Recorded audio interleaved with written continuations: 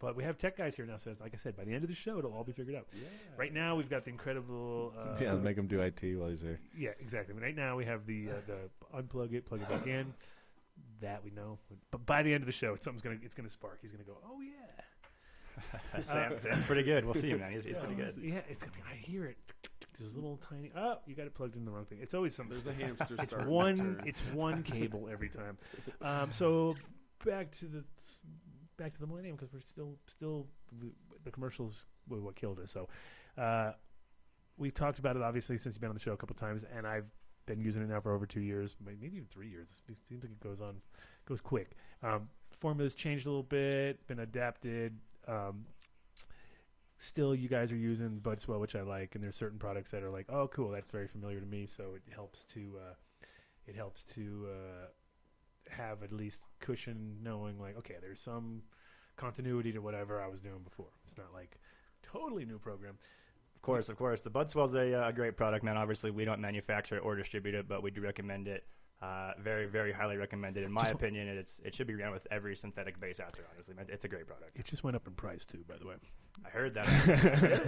I was like, what we figured out was that wooden ore that they use, because, those guys just mix it like with a wooden ore, right? It's old school. We're like the microbial life finally got to the point where it tore that ore up. And he's like, dude, we need a new ore. That's it. Raise the price, because they haven't raised the price in like 20 years. Like they've literally been the same price forever. That's true, man. And inflation. That's true. But all of a sudden, it was like, what? $7 more? Like, are you kidding me? Like, it wasn't that much, but it was enough to notice. So there you go. But is the formula changing at all as we speak, or is it pretty solid right now? No, the actual formula, as far as the main part is solid. But I'm saying as far as like with the carbo coming in, because no one's really used to. Right. It hasn't really been released 100%, has it? It's not. We're kind of expecting it in the next 2 to 4 months, hopefully, to be actually released, available on shelves. It's going to be a phenomenal product. There's some great marketing behind it, a lot of information. We've been doing some R&D for the last year and a half, 2 years with it, and everybody's super pumped, so we're very excited for it. Now, I wasn't really aware of it when I started using it, but then later when I was talking to, because it is like that with a lot of these things where, because you're not like their carbo is a little different, got aminos in it, right? It does. It is very complex in comparison to other carbohydrate products. There's quite a bit more in it, as far as actual ingredients and a list of what it does and what it can do. That'll be out in the next actual 2 months probably, but yeah, it's very complete. Because I have a guy who's growing for me. Well, he's helping me out, and he's really like goes head first and right into it, and he likes Millennium, but he's confused because he's like, well, where are the minerals and where are the aminos and what? Because there's nothing really. It doesn't really say much. You know what I mean? You're like, well, this isn't. Oh, hold on, I got a caller. Is that a 541? Yes. Perfect. This is the 420. Mean Gene on the scene, or Gene Green, or what was it again? Come on, give me the title officially. You got me in my line. Oh, wait, hold on. Yo, 1 sec. Now you hear me now, right? You got I me. can hear you now. Yeah. Oh, good. We had you muted. So it is the 420 Gene on the scene, or what was the deal? What are we calling this one? The Gene on the 420 Gene on the scene with the real James Bean. There you go. I knew it was something like that. There we go. Bam. We did it. Someone catch me. So are you in your caravan right now? Are you driving around in a caravan, or are you actually at the show? No, like me, running around chasing kittens. Uh-huh. Making my way to the booth right now, but I'm lost. Lost? Oh, good. That's a good thing. I like when it's a good party or it's a good festy is when you can't even find where the fuck your spot's at. Well, it's different. So it's in Santa Rosa, and it's at the Emerald Cup, but it's different in that it's spread out amongst a lot of buildings. Uh-huh. And so I'm going from one building to the other, but I shall talk to you on the way.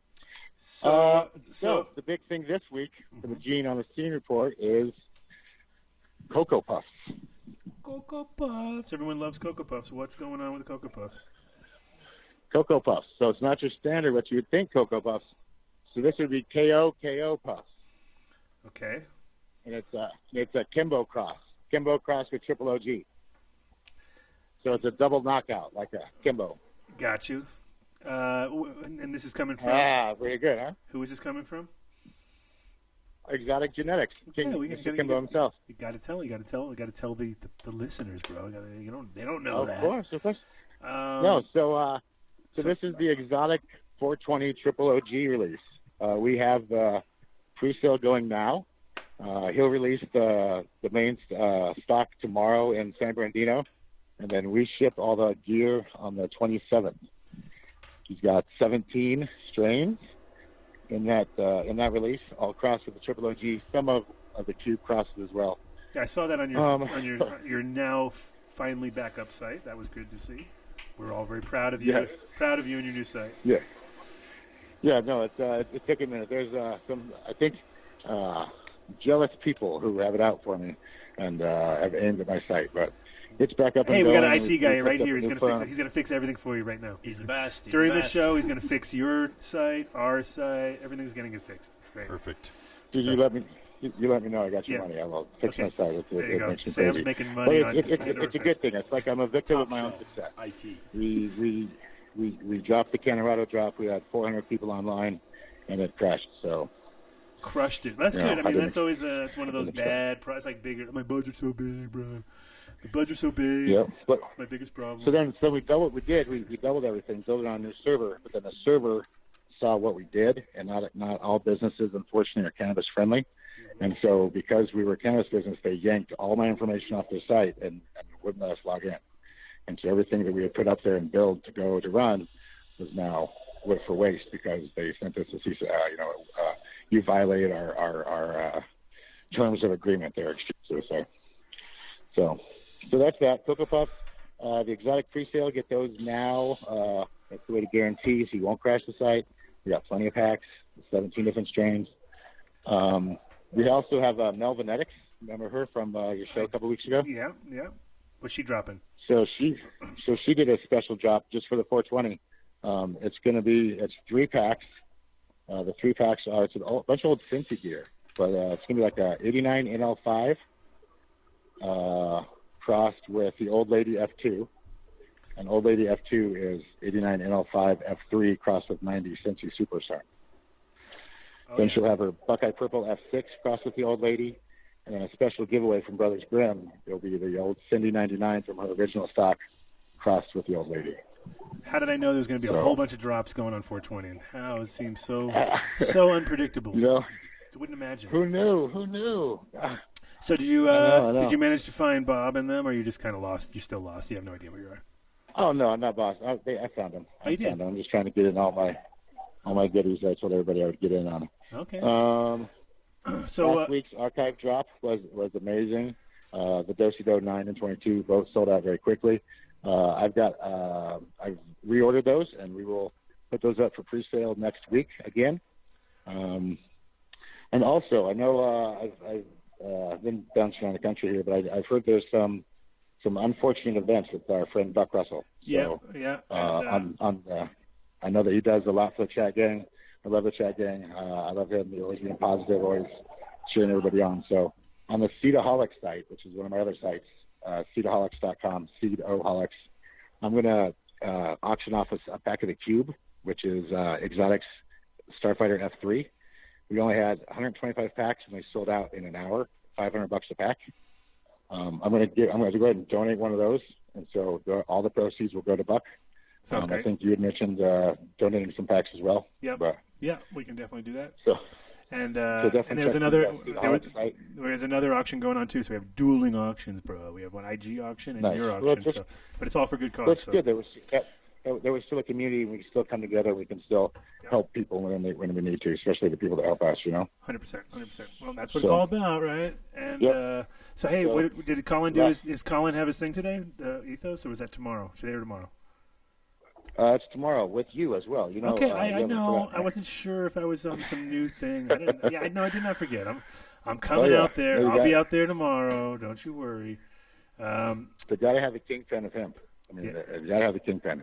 Speaking of the kingpin of hemp, I do have with me Bob and Dave from Canicon, which way you'll be flying out tomorrow. The new kingpin. And so I wanted to put Bob on real quick and just give a shout out. We've been doing we've been killing it here. That's been a really great show. A lot of people coming through, seeing a lot of good new faces. Nice. The industry out here is starting to kick. I think once they get their money and their banking in place, it'll be an even bigger spot than it already is. But it's definitely getting for us, it's at least reaching a new market, seeing new people, getting new faces. That's always good for us, But I did want to put on Dave, which is Bob's partner as well. I'll give him on the phone, okay? Sounds good. Bring him on. All right, thanks. Hey, how's it going? Hey there. How you guys doing? Another day, another 420, right? Another, whew. How's it going? How was yesterday? Amen. How was yesterday? Was fun, man. Yesterday was a really good kick. We had a great time celebrating the 420. There was a lot of folks out here in our 215 area. It was pretty well packed, and it was a great time. Yeah, we had rain over here in Colorado, so there you go. It's moved on, bro. It's on. It doesn't like us anymore. All of a sudden, they're like, yeah, you get spit on 420. What do you get? And you guys, right? Well, of course, you guys had beautiful weather. The sunshine's a nemesis out here now. Everybody's out taking the sunshine after the rain's gone too. So yeah, I know it's a give and take there. For sure, and I'll be out there tomorrow for you, joining you guys. So that's gonna be cool. Didn't know I was going. I really didn't. I thought I was just chilling out this time, and all of a sudden they called me, and so I'm definitely coming out there to help you guys out. How can we do a show without Adam Dunn? I know. I heard. I was like, all right, guys. I'm definitely coming. So how's the ground? How is this set up for you? The new one, it's more controllable in a way, or uncontrollable? So it's a real interesting venue, and it seems to work out okay. It's certainly not the downtown event center, right? Yeah. But it's a nice setting, and I like it. It's kind of relaxed. Oh yeah. The outside it's beautiful out here. Interesting market here, wine country, and guys growing wine have been working terroir, which is a trendy word these days in the cannabis industry. These guys are down here and they're interested in this, and they definitely want to diversify, and it's a really neat new market. I think I heard James talking about 280 a minute ago, and then that really is a big issue down here. It's kind of new to the guys that have been working in what we always called the gray market up in Washington, right? Yeah, no, it's definitely it's times are changing. Well, that's the thing is California is about to get it's gonna be interesting. It's like they're gonna get their ass kicked a little bit because their dreams are gonna like fall away for a lot of people where they're like, what do you mean I need like a $20 million to keep in because it's like it's the big boys now, you know what I mean, where and I think NorCal has always had this thing where it's been lucky because it's where it is, you know what I mean, they have the terroir and they have the vibe, but now it's like, for me, I like where they are is actually where you are is actually like right at the edge because Central California is where it's all going to be at. You know what I mean? It's literally going to all move to where it's already set up for like shipping and ready to go. You know what I mean? Yep. Quality's going to go down phenomenally, but that'll be the only problem. Right. And one thing to keep in mind is cannabis is an agricultural product, and Big Ag eventually will get a hold of it. Or the guys that have it now will eventually go Big Ag. But right. Yeah, you're absolutely right. The Valley is going to be growing a more diverse range of products here in the near future. Yeah, and I think what I notice every time I'm there for a show is it is like literally the transition's happening in front of your eyes. You watch people walk around, and you can just tell like that guy is going to have to wear a suit next year, or else he's not going to be in business anymore because he's looking way too hippie now. You know what I mean? It's like right. It's not that they have to. It's not like, that. Damn, that guy doesn't have to wear anything. He's killing it. Oh, exactly. There's that aspect of it too. It's such a spectrum, right? No, exactly. But it's just like you can just definitely tell where some people are like, yeah, they got to step their game up. Definitely, or they're going to have. I totally agree. The commodification of cannabis also brings out, not only the industrialization, but the corporatization of the cannabis business, right? And we all hate it, but it's happening, and we're all like, how do you adjust? You have to adjust your way. Truly, we all hate it, but truly, it's one of the biggest wrecking balls that we are wielding right now against the wall that's prohibition. Right.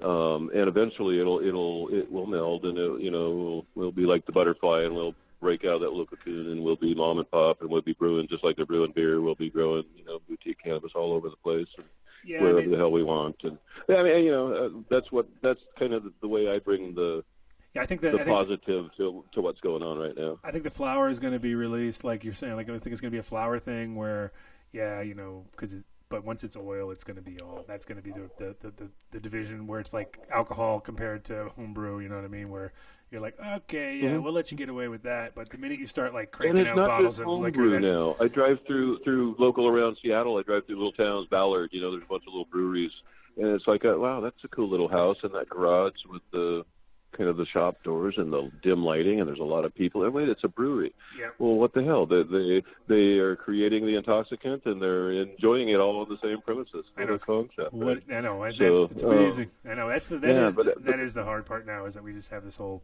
stigma everywhere. Like they just closed down the one in that one we went to in Alaska when we did your show, that potluck place. They did, right? The potluck, right? Yeah, right. yeah, And they're giving Madeline Martinez hell Yeah. continually with her deal in Portland, right? Yeah, and she literally had they said 420, so I guess yesterday was the last day, and they just didn't want to bring any kind of extra pressure onto the patients that are there and all the different groups, because it's like basically what was happening was they were like, we don't like what you're doing because it's going to attract the feds, you know what I mean?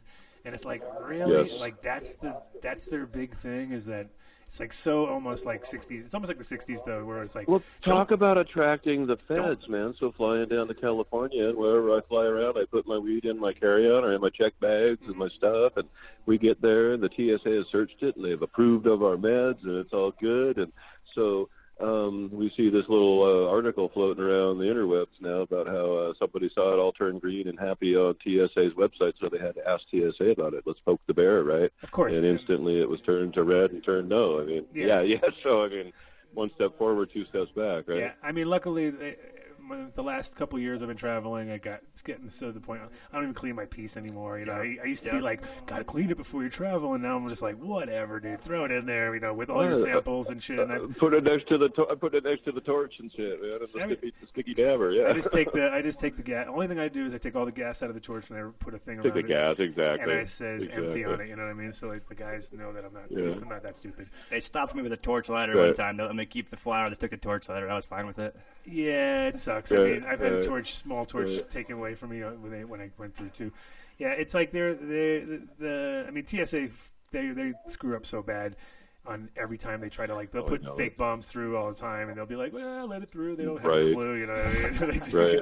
So we were a little nervous. We didn't feel like being a test case this time, and look at where we are. It's So good that they're not looking no at real shortage. But, it's good that they're not looking at the weed, because if they did, that would be even less things they would catch going through. You know what I mean? Because at least now I notice where. yeah.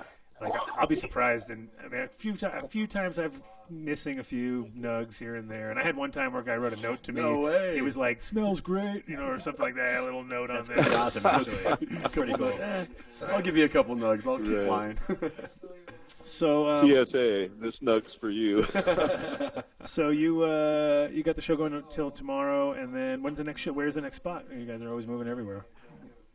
So we're heading to Boston. We're in Boston in July 13th, 14th, and 15th, if my memory serves. Gotcha. And I smoke pot for a living, so I'm pretty sure I remembered correctly. What do you? Where's that going to be at?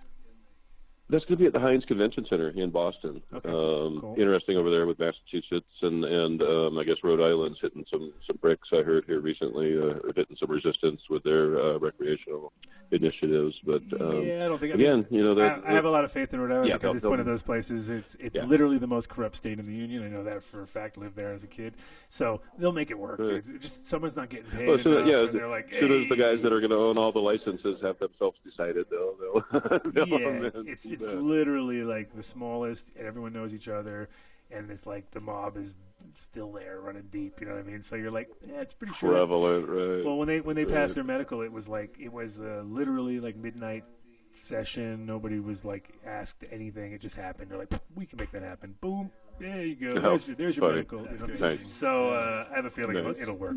But New England in general, though, it's like it's almost to the point where it's turning into like, once it is completely sealed, where Connecticut is rec, and everybody, because the thing is, Massachusetts is one of those tougher states because it's very it's a thinking state in a way. So it's kind of like, wait a minute, we can't do this.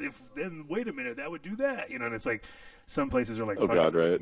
So, but once that New England actually locks together, they're talking about approximately 5,000 shops spread out throughout. Oh, you bet. So they're already 3 or 4 states, absolutely. and they're prepared to give that many licenses out. And I was just like, about 5,000 licenses, and that's a lot of licenses. That's a shitload. And you Right. start like Rhode Island. Well, think about the proximity They said of 200, all of those small 200 states. for Rhode Island. So they're going to be pushing boundaries, not just legal boundaries, but I mean, it's going to be hard for guys not to do interstate business. I mean, definitely IP goes across the lines, but we're going to see pushes for product, shipment. I mean, the feds are going to be challenged on every level as we go. It doesn't matter who's. Yeah, well, it's happening internationally too.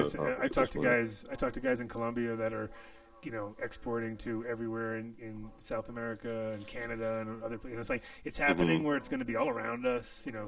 What? People are just shipping it like that? Like, yep, that's the way it's going now. And it's like, damn, now we got to do that. You know what I mean? And of course, America will. Right. As leaders, in one way, we're also pussies, and we always kind of don't just bite the bullet and fucking go. Once the federal thing kicks in, the money will be so easy and things will flow so differently. Because right now, it's like everything is based on the guy with all the money is just like, yeah, maybe. You know what I mean? And it's just like. Right. Very, I own Pfizer now. Let's go with Schedule 2, and we'll go ahead and buy all the weed now. And there's no such thing as recreational OxyContin. So I mean, I guess you guys will have to find a new line of work. I mean, there's all kinds of crazy scenarios. But there's angles like that.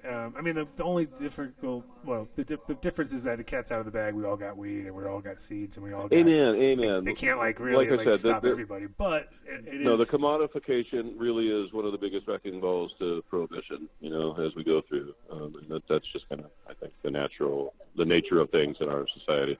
And they're in their last throes too, which is like it's kind of fun to watch, but it's scary because it's like we've backed them into a corner, and they're like a wild animal that could just go nuts and just try to kill everybody. And you're like, oh, that's kind of like what has happened. Even like you were kind of looking at it now, like the stiff kind of papers that are on legislation right now. Like, it's gotten to that point where it's like, wait a minute, now Reefer Madness is back.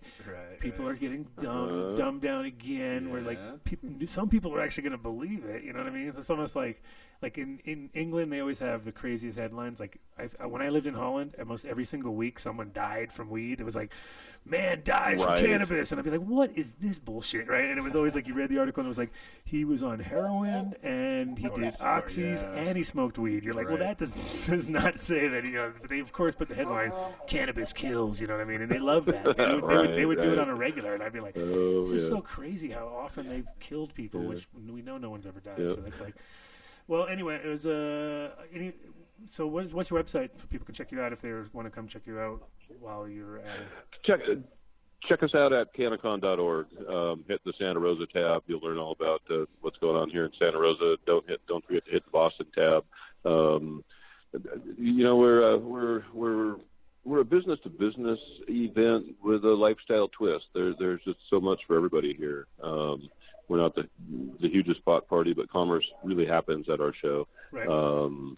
As well as that, we certainly accommodate the fact that we know what end of the culture we work in. So yeah, we certainly enjoyed 420 yesterday. This was the first Canicon that actually had actual approved consumption on site. So it was awesome. An interesting show for us, and we're having a lot of fun with it. Yeah, that might rethink our parameters after this one. Sure. Yeah, no, that's always been it's like one of those things where if you can create a safe environment, improve it just after the first round, you'd be like, oh, well, why weren't we doing this every time? This is like makes everybody just chilled out.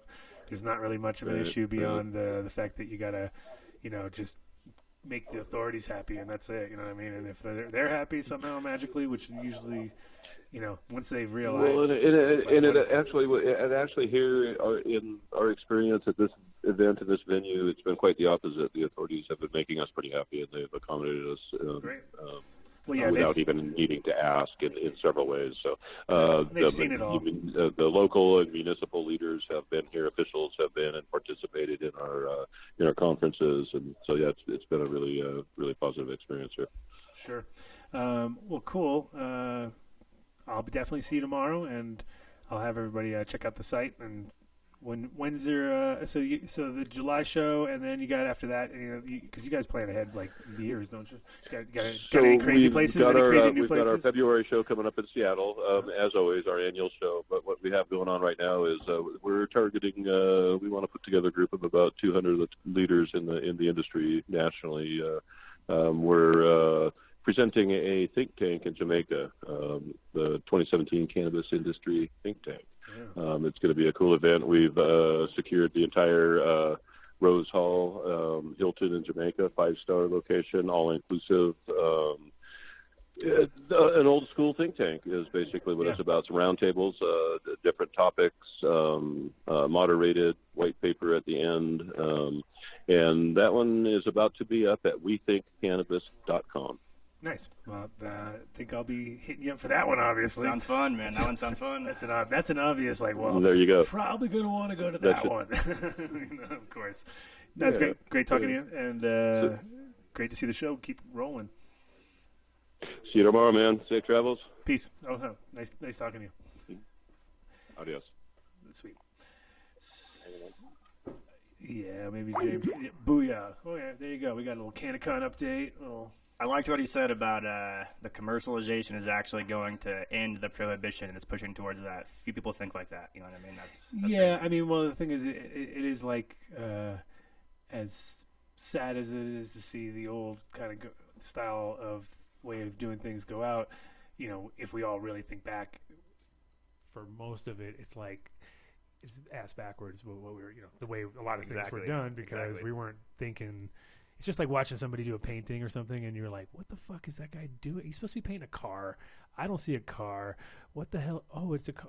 Oh, dude, how do you do that? Oh, it's a car. You're like, oh, I didn't even see it, because the guy was doing shadows and shit that you didn't even see car from a different angle or something, and you're like, oh, yeah, because that's how you really artists think. They don't think like you're not assembling things like you would assemble a car. You're actually the background makes the foreground of the picture. Yeah, so like, and you got things happening around in the background, and you got to understand that. And sometimes people don't, obviously don't see the vision until.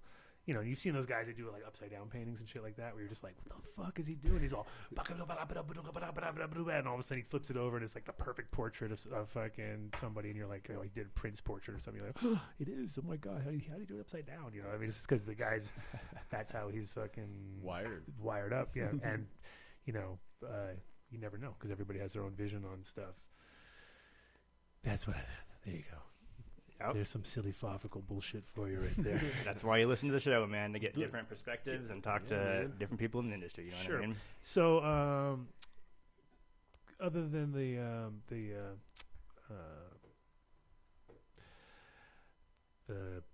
carbo load, not carbo load. I was gonna help you with it. I was trying to say carbo. I'm like, because I keep thinking of bow every time I think, because it's the bow thing, kind of throws me off. It was the carbu for a while. Yeah, it was. So now it's going to be some new name. You guys have it? They do have a new name for it. Can't say it yet? We can't say it for like another month. Oh, we can't. I mean, should have just did it and then go. Is it super creative? Is it trademarked yet? It is very creative. I have to give it to Neil on that one. It's after I really got in deep and found out what it really meant. It's super appropriate and it's really cool. Is actually. it? Yeah, it's cool. When we first found out the name, we sat there and we kind of diagnosed it. We went on Wikipedia, went on 100%, and we were like, no, we don't like it. We don't like it. And really, Neil's being Neil again. No, it's legit. There was a lot of science behind it, and after you get into it, it's pretty badass actually. Yeah. And I get lost in the label. Like, people are gonna just get lost in the label. See, now everyone's excited. Oh, God, I'm all excited. Didn't even know I was getting everybody excited. See, I thought we had some. It's like, I figured it was just gonna be the carbo. It's so really funny is like whenever I think of those two guys' names, it reminds me of Dukes of Hazzard a lot. So someone needs to do a Dukes of Hazzard. Someone's just always after those Duke boys. That's funny. Bo and Lee, I mean, this is like kind of like Duke boys right there. Bo and Lee. Classic. Jumping Chargers. Except Lee's not they're definitely not the ones you think when they actually see him. But it's like, but in a way with the blonde and the dark, it's kind of like you got all the elements. That's the duo, man. You guys need a General Lee, obviously. That's an expense. You guys can get that expense going. Just be like, dude, we need a fucking General Lee. No, dude, we're growers. We're economical, dude. We're environmental friendly. With all the sponsors' names all over. We're gonna really jump corporate. Lee's Prius, dude. Yeah, there you go. That'll even be better. Yeah. All right, that makes more sense. It's be cool. It'll be good. So that product is there some? And when is my fucking hickory stick juice coming out? That's what I need. The hickory juice. Hickory. Is that the foliar? How to say That's pure like barbecue sauce right there. I just go like a lot of hype about that the other day, right, Cole? At a Cut Above. A lot of hype about it at a Cut Above. We were at the other day.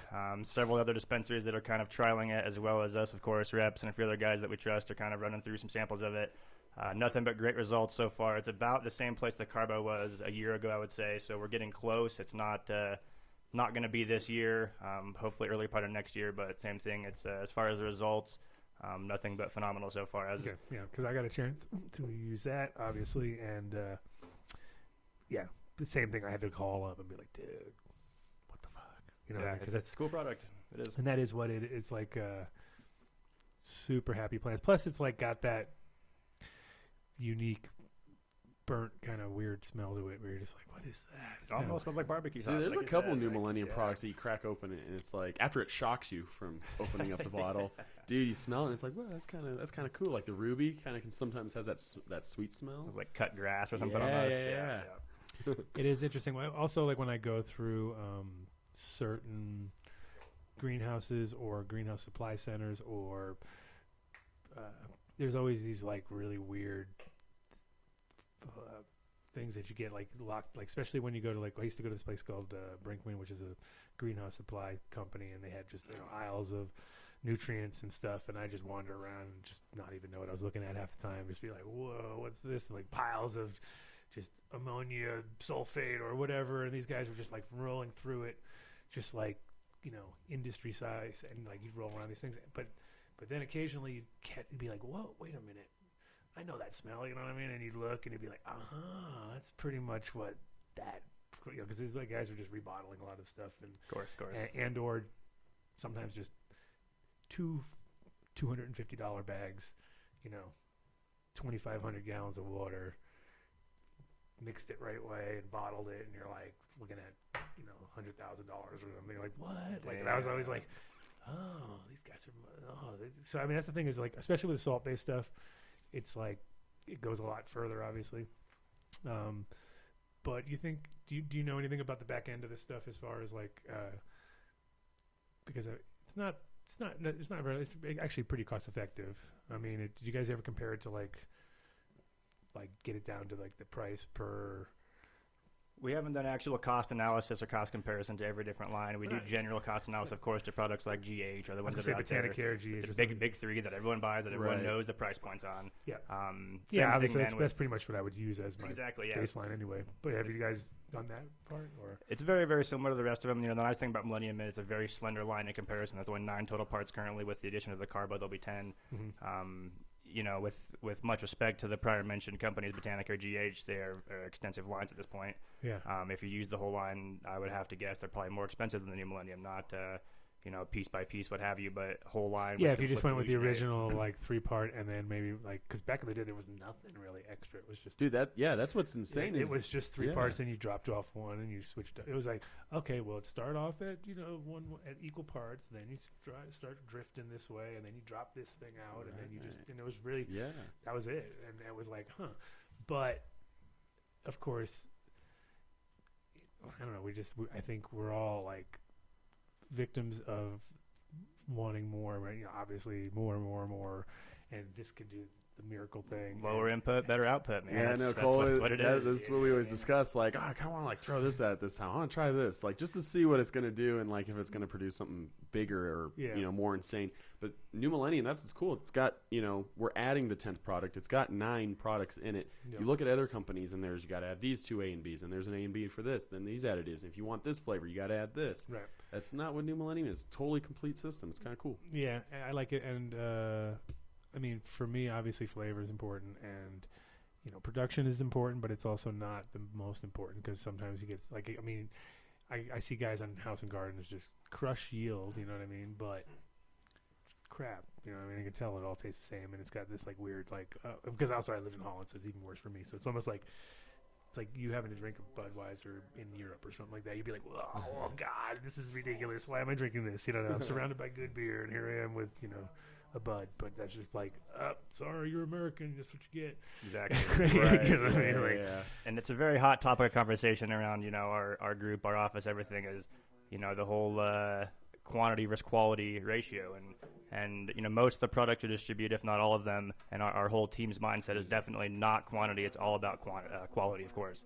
Right. Not that we provide products that don't provide good weights or good yields if you have good genetics and you're a good gardener, of course, but it's not yield driven by any means. We don't guarantee 30% more yield here or anything like that. It's all about flower quality and doing the best and maximizing your potential and doing the best you can. Yeah, and some of the things that we've seen at recent dispensaries and just the comparison over, especially 420 and stuff, the concentrates that are New Millennium powered are It's ridiculous, dude, loud and just straight fire. Yeah. Now you were Can't get saying enough. you were saying cut above. Do they run Millennium?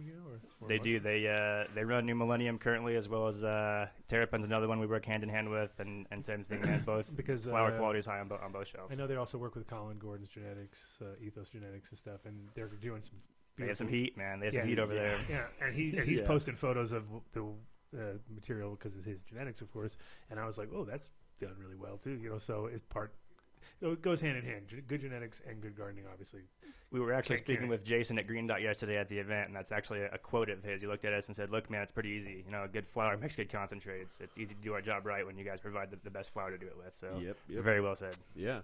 Yeah, no, I think a lot of it, because of hash making in general, has always been for a lot of people, it's a side thing, and it's like an extra bonus thing. So they're like, okay, take all your trim, put it over here, run it. Back in the day, it was dry sieve, then it was bubble hash, and then now it's extracts. And so, but now that people are purposely growing or having to illegally grow only for, and everything has to go towards. So you're like, okay, well that's a kind of a cool, weird but interesting problem to have. Like, got to turn it all to extracts. Like, okay, well that's awesome because now we actually get whole plant without it just being some side.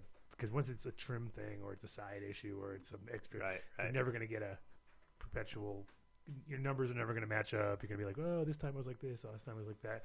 Depends how much they got beat up or what it came from. Was it trim off a hand thing? Was it whatever? But when it's whole plant, your data gets really interesting because it's like, finally, Exactly. That's actually like one of the hottest kind of topics right now in like the industry is the consistency amongst dispensaries. You guys are talking about going big ag and stuff like that. Yeah. Consistency is everything. If you're going to go into a store and you're going to buy a Tylenol, it cures your headache that night, but then you go in the next week and it doesn't work.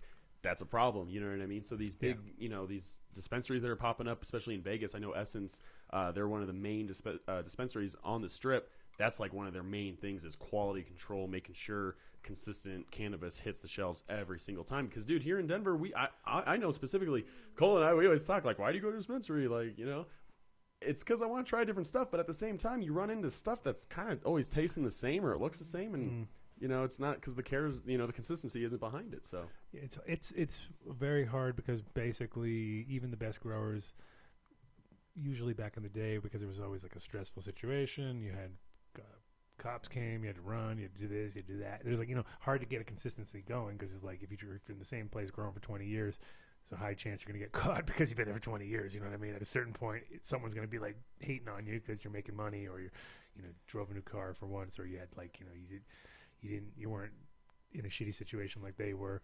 Wrong place, wrong time. Whatever. And they just go, that asshole, he's fucking been growing up there for 20 years. That's all it takes. You know what I mean? And so most people moved around every couple of years or even quicker, some people, whatever. But, so it was always like hard for a lot of people. That's like, that's when you lost your best plant. So you there's a million stories along the way. And so that's why there wasn't a lot of people breeding necessarily for fun. It was more breeding for necessity, if anything, which is the best group that I always was looking for. Whenever I was in Amsterdam, I was always looking for the guy who like didn't trust anybody, and he came over to Amsterdam, he got some seeds, and he went home and he made his own seeds, and he did whatever. Those are actually the ones I'd love to keep. I always try to keep contact with. And I had a guy in upstate New York like that who, went and got seeds off in Neville, and then went home and then did his own thing, and then he kind of ran out of that after 20, at that time, like 18 years or something like that, because he was one of Neville's original guys. And then got some genetics and went back home. And, even with what little he had, like was independent for that whole time. And so anybody who probably got stuff from him at the time was also fired. And it's a classic where he gave out everything until he like burned himself out or whatever. But for the most part, those guys were the ones I was always looking for, because they would be had an eye for it if something, if they didn't go off the rails. You know what I mean? If it was like, because sometimes you'd be like, that's what you did. You're like, dude, what did you do? But so you guys have been supplying people doing more, like, do you know if Colin's using your stuff at all, or is he over at Ethos? Yeah. I've never met Colin personally. I've heard a lot about him, of course, between ACA and just Denver and everything else. I'm not sure if he currently is using any of the products. I'll see him tomorrow. I'll ask him tomorrow, but maybe I'm sure, because he's seeing what those guys are doing with his genetics. So he's pretty close with Phil and Jake and Cyril, I think, down at ACA. So would surprise me if he's not at least heard of the product yet. Yeah, sure. Dude. Well, I'll definitely talk to Colin tomorrow and see if I can try to get him on your program. Right so on, be like, man. dude, I get it for you for free the first round. First round's free. First round's always free. Because I was just wondering, because of the fact that he's doing a lot of breeding, and I think that's also an untapped area in the sort of nutrient world, where I'm always like, keep nudging the guys who make nutrients, like, hey man, we should work on a little mama formula, because there is a sort of tapped area there, because now people are producing seeds, and there's ways to make those seeds better and healthier, and for sure, just like any other thing, if you're focusing on that maybe a little more than you're focusing on massive bud production, because you don't need as much. No, well said.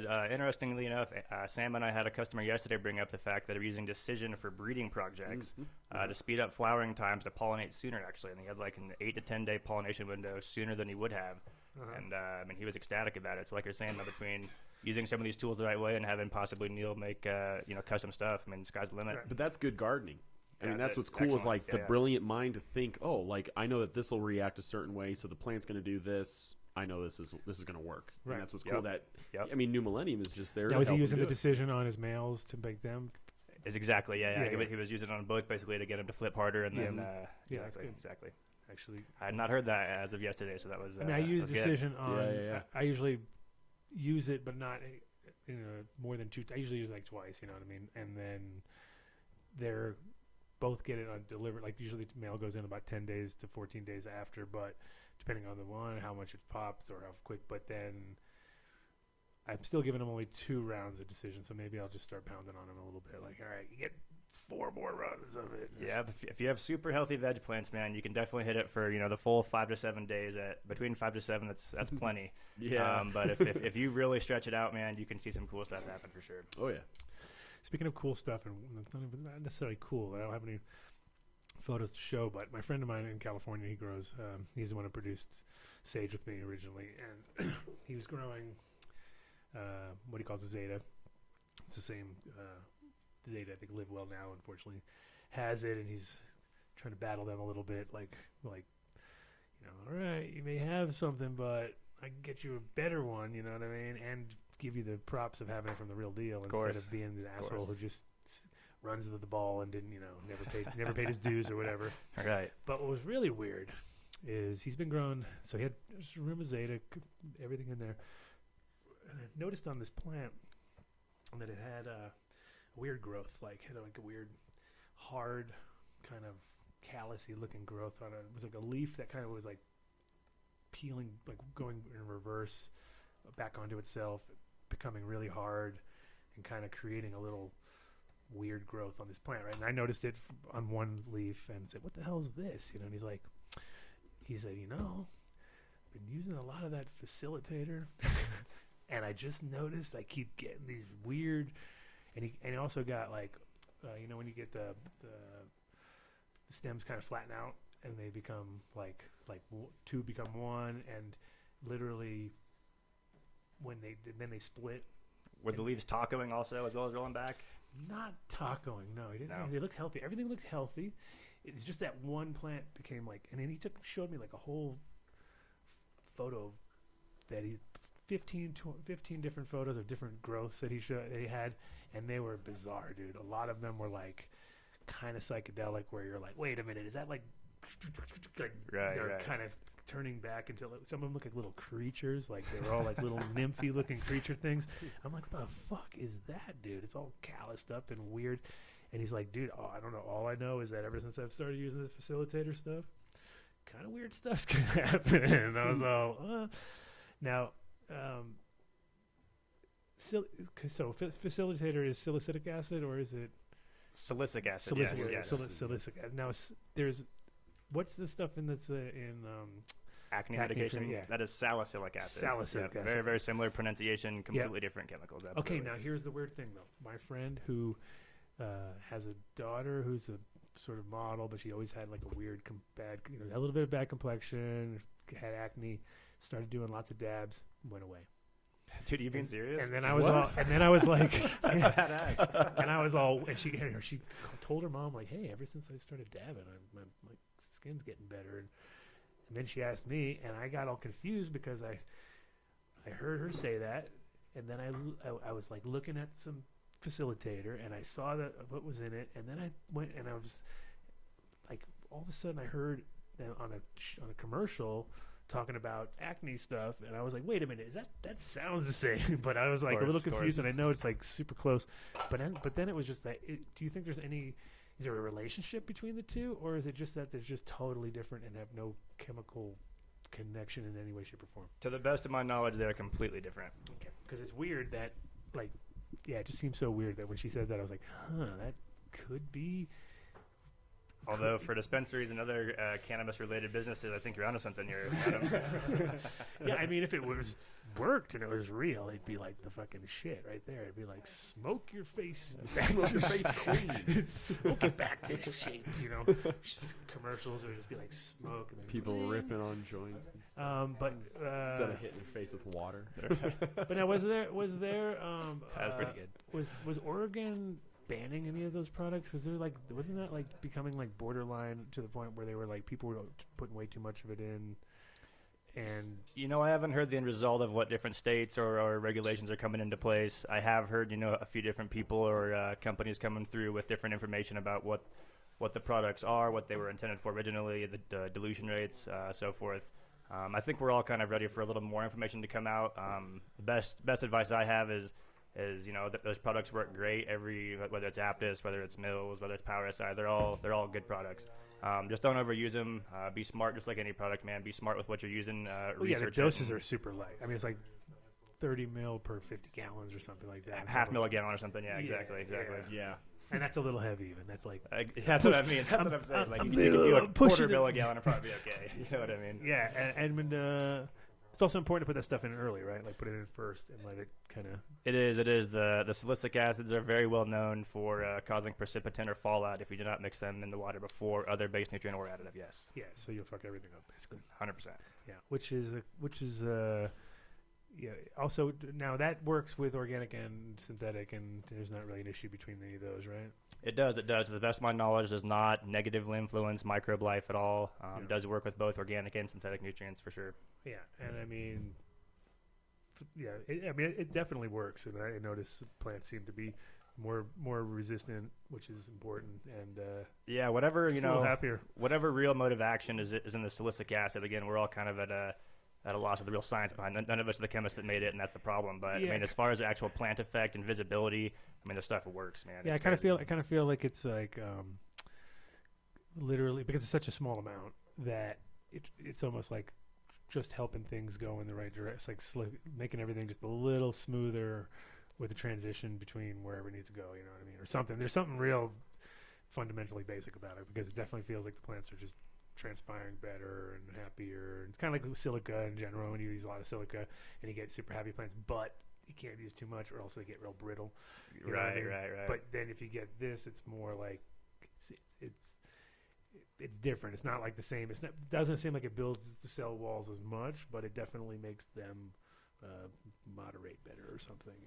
Right. And the whole sales pitch behind it, whether it's the silicium or the Aptus or any of them, is that it kind of takes the the energy or the whole process out of the metabolic rate of taking it from potassium silicate or silicon dioxide down to silicic acid, and then it speeds up the assimilation, of course, into the plant. So again, that's kind of like fulvic and humic between the two of those, like where like if you use fulvic, you're kind of like skip the plant having to do all the work. Exactly. It's not so exactly.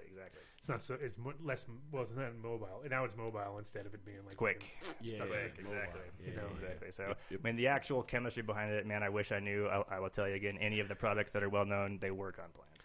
Yeah, and the other thing too, I think with the Millennium, it's like you're not really using all 9 ever, right? So you're using like maybe 4 at one good moment, maybe 4 at a time, exactly, man. Thank you for clarifying that. 9 total products currently, never used more than 4 at a time on the schedule. Right. So that means like and they do go a long ways. Like there's certain products like the spring. Usually you don't really need to buy that much because you're hardly ever you're there such a short time. Of course. And you just notice like, okay, well, you're obviously going to buy a lot of autumn. You're going to buy a lot of autumn. And the autumn is the one, man, that you definitely go through. You have a lot of decision and winter frost laying around. Yeah, some of the additives are very limited use, low dilution rate products that are exactly very limited use. Again, so once using them a couple times, they're done. The autumn, the ruby, the equinox, those are kind of the ones that you're going to go through. Autumn being the heaviest. You need like giant syringes of winter. You just that's it. Done. Exactly. We're doing a big push on winter right now because it's so versatile, man. Cardboard little like Tide ones, like those like cardboard. That's what Sam's been saying, man. He has all kinds of ideas with cards and all kinds of marketing stuff, man. Well, yeah, if you just like, especially because if you're in a 50-gallon drum, it's like we're always the same. You know what I mean? So you're like, all right, if you're gonna always mix 50, it's a good idea, dude. Just kind of rip that and throw it in, and you're like, where Or the syringe, the shot, like I said, the syringe are winner, man. I like that. I like that. It's good. Shoot it up. No one's doing that yet, man. That's a good one. But in general, it's like because a lot of times, I mean, we're all guilty of, especially with certain products like fucking Aptus will ruin you if you don't pay attention. Like you have to really read everything because it's like, okay, you got to mix that first. If you don't mix that first, you're fucked.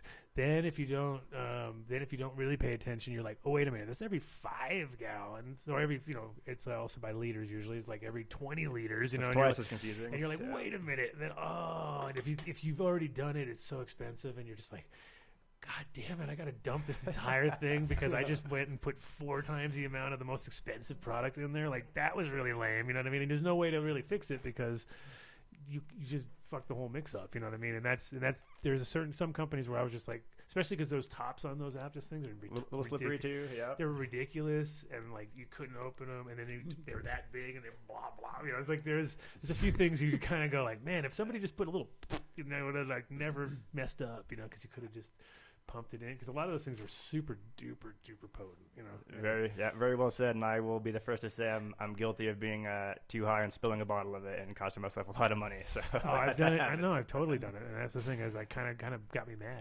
I was almost angry white guy for a minute, but he's over there. He would have been more angry. You would have been angry if you like spilled as much fucking Aptus as I did. It's like a $400 bottle, especially because I didn't pay for it. So I didn't pay for it, so there's no way I was going to go out and buy it. You know what I mean? I was like, $400 for a liter. Yeah.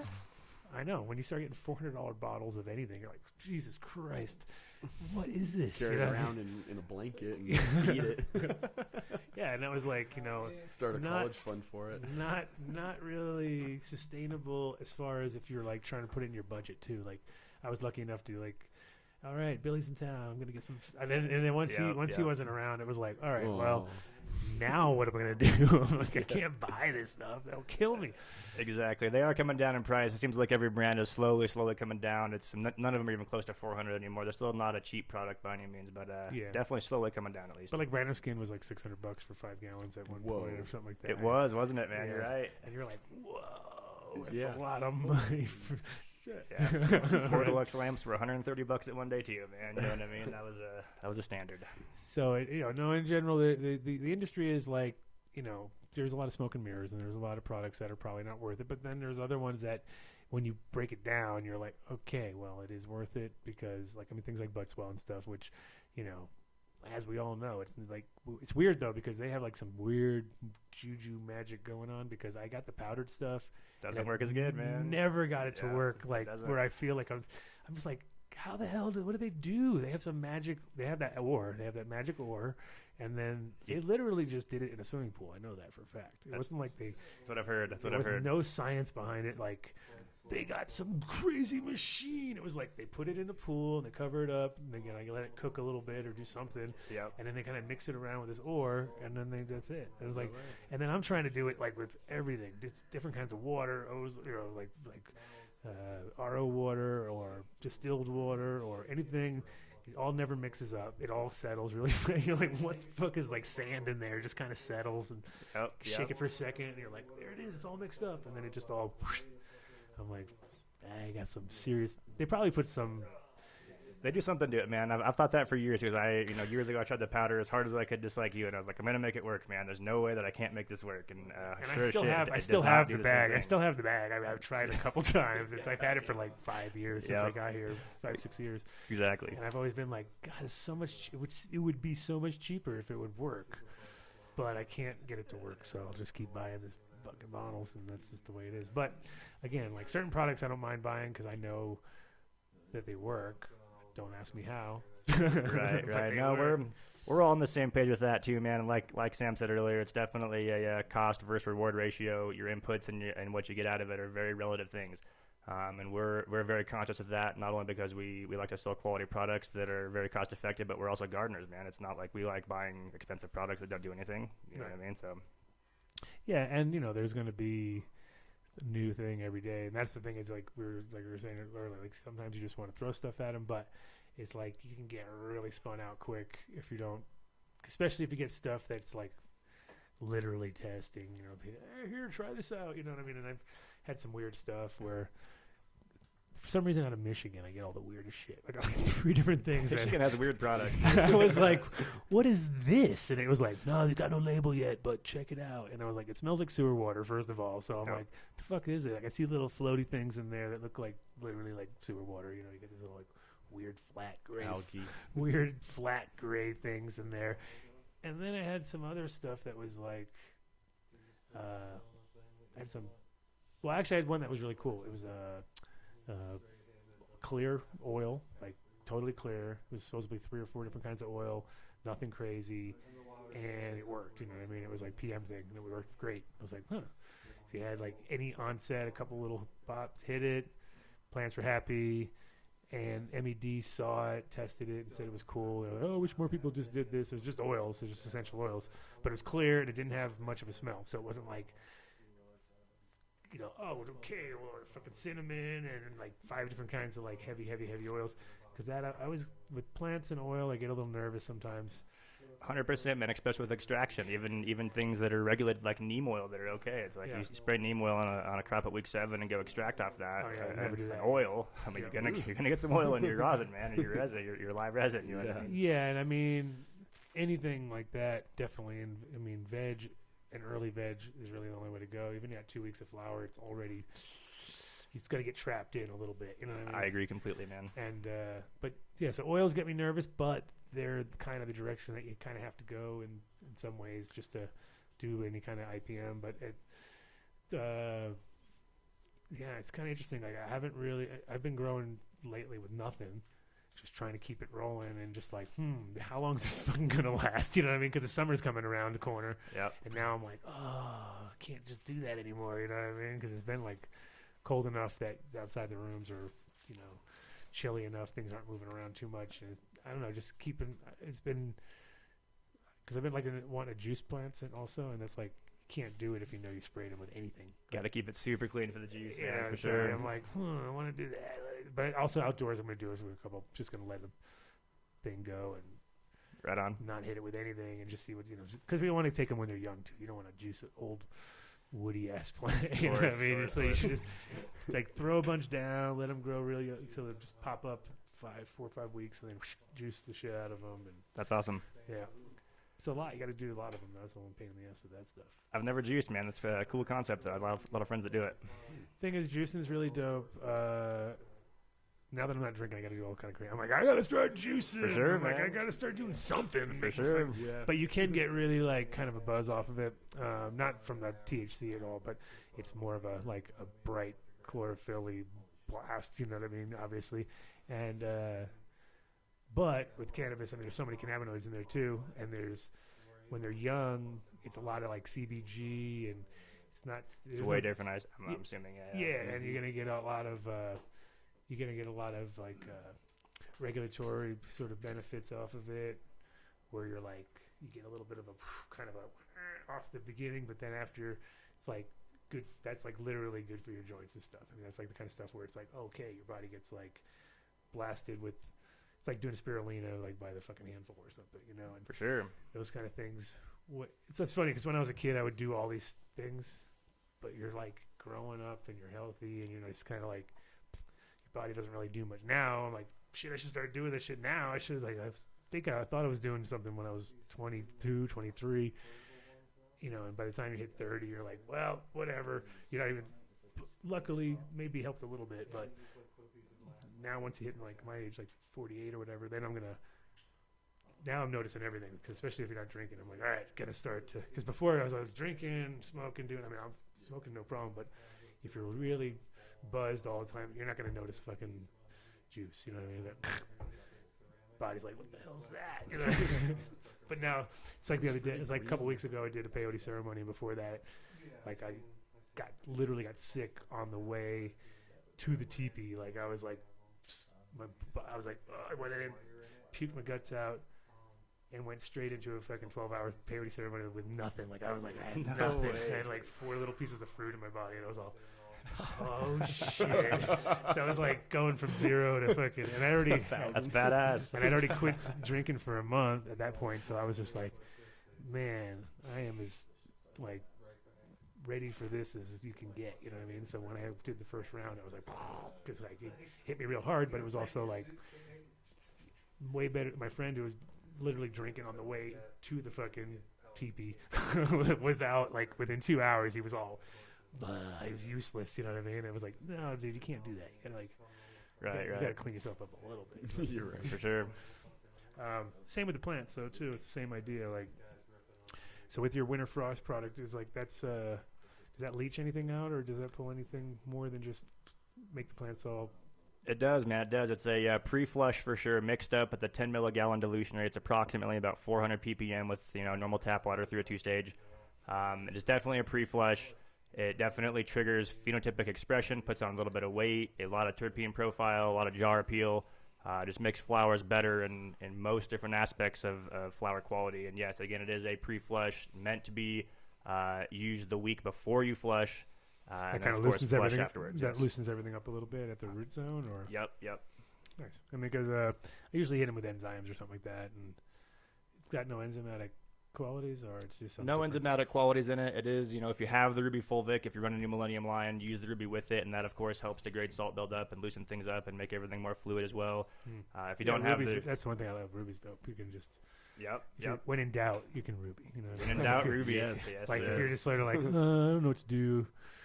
I don't really need to feed the whole program. I just fucking hit them up with some Ruby, and then kind of makes everything ready for the next round. Yep, Ruby is by far Neil's favorite product, man. I mean, he goes off and off and off about how no one will ever recreate that product. It's pretty cool. Yeah, just because he made it like out of things people wouldn't figure out, or because people just would be like, what is going on? Or both, I think. Yeah, I think chemistry or technologically wise, it's definitely advanced.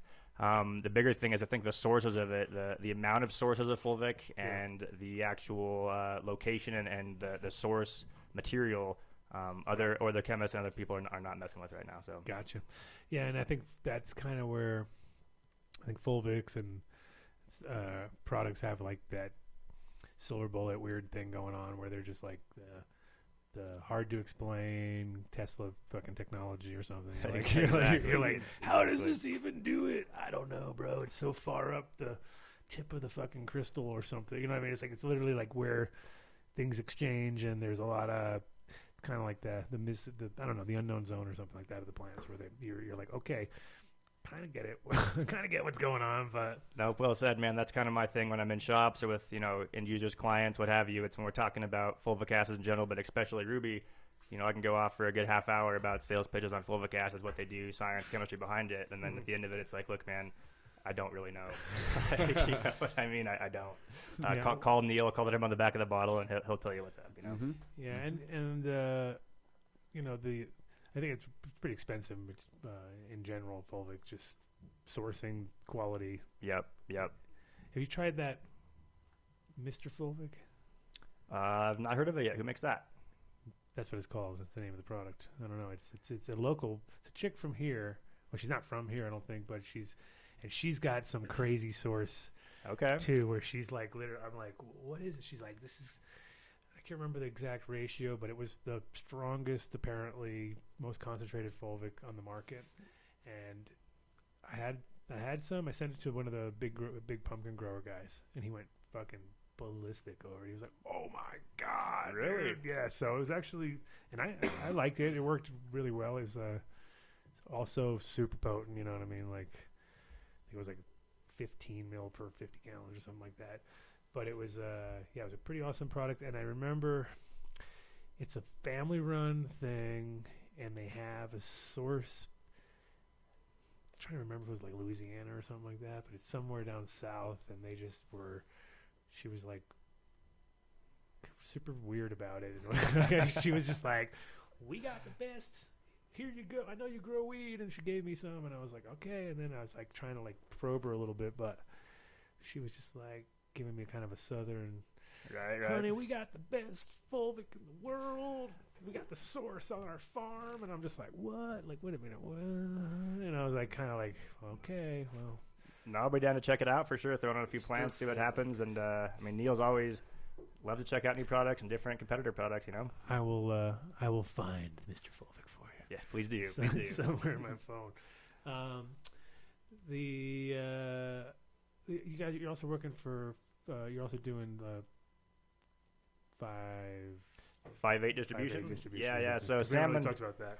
Yeah, primarily Sam and 100% me are working for 5/8 distribution. We do distribute the New Millennium, of course, for the country, and then we also import and distribute Plagron out of Holland and Papillon Lightning out of Holland as well. And there's going to be some huge news coming out of there soon, right? We're working on that as well. I tried real hard to come with some data for you, and it didn't happen. So no, I already told him it isn't going to happen this week anyway. But in general, I think in about 2 months, we're going to get the real deal guy here and all that. Apparently, that's what I'm hoping told. So, man. Yeah. That's what we've been told, and I feel like that'll be an interesting show, just because people don't know how the chain of command and how things work in that world, and it's like one of those deals where Philips is like the world's leader in lighting. I mean, pretty much everyone knows they put the most money in.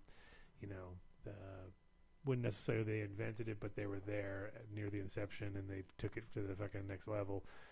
They're not very friendly towards weed, never have been, even though we support their entire company. Like, we paid for not their entire company, I should say, because Philips is like a Samsung of Europe, where they're doing everything. You know, they're dabbling in everything now. But in their lighting department, for sure, pretty huge sales. I mean, hard to argue that we're not, you know, a large chunk, which is like funny, because whenever I talk to the big guys like that, they're always like, "You guys are small," but there's a certain moment where we know we must have made impact, especially now with these huge grows. You know what I mean? Scott's bought Gavita, man. I mean, it's very apparent how much money is in it. Just like you said, it's not a secret anymore how much is in this. And I mean, as far as the Philips thing, I will completely agree that they're class leading. Their technology has been and still is the best. With their viewpoints on cannabis and things like that, as far as this industry and this country goes. I mean, unfortunately, we have completely different mindsets, because I don't live there and they don't live here. So, and in general, they've always. I mean, I used to go to the big trade shows in Holland, and it was like, you know, for me, it was funny because I'd walk around. It was mostly flowers. It was a big giant flower thing, and they had like, you know, crazy large scale grow things going on there, and you'd occasionally run into a Tommy or a company like that. And you'd be like, "Oh, look, there." You could even tell, like, these guys were selling products that people were buying on a daily, where these other guys were creating like valves the size of a house that would run like, you know, 1,500 greenhouses on these huge large scale, and things that were way out of your reach. And, you know, we're like, whoa. And occasionally there'd be like automatic planters, and there'd be all sorts of crazy stuff that maybe now people could actually use, but up until this is like 10 years ago, where you're like, who the hell is going to use that? But we walked around, and, you know, the weed companies that were there were basically like that. It was a Tommy, as far as the nutrient companies, and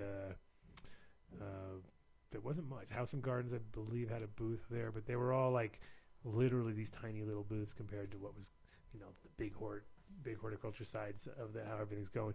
And you know, now America's they are going to go shopping for these automatic planters and people with conveyor belts, and everybody's, you know, going to take it to the next level. So, and lighting, I believe, is also at the renaissance moment too, where I think it's like 315s are pretty awesome. Even the people who were against them are finally like, well, maybe we should make them too. You know what I mean? I've noticed that with everybody. Exactly. It was all haters before. Kavita hated them too. Everybody like, oh, those are crap, you know. But as we've seen, they're definitely working for resin production, heat, offsetting heat, and all that kind of stuff. They're definitely, you know, here to stay, I think, for the most part. So do I, actually. Yeah, I think it was, like I said, it was a slow time coming, but now everyone's putting them in residences and seeing the benefits and the power savings and the flower quality, and it's definitely here to stay, I feel like. Yeah, I feel like for a tent, I wouldn't want to grow with anything else, just because you can actually fit a few more of them in there. They'll give you some coverage, and the quality of the resin is there, which is huge. And you know, the efficiency is there. I've only had a few that didn't work over the time. It wasn't like they're like blowing out left and right or anything. And they seem to sustain pretty well too. You know, like 2 years easily compared to every 6 months or every year. Of course. Which adds up quick. But that's also just the beginning. I feel like there's, you know, more coming that's interesting. Like the plasma lights, I love the concept, but I heard from somebody in your camp that you guys had like a disaster with yours. Yeah, that was a few years back. I was not part of that trial. I'm gonna leave that one alone.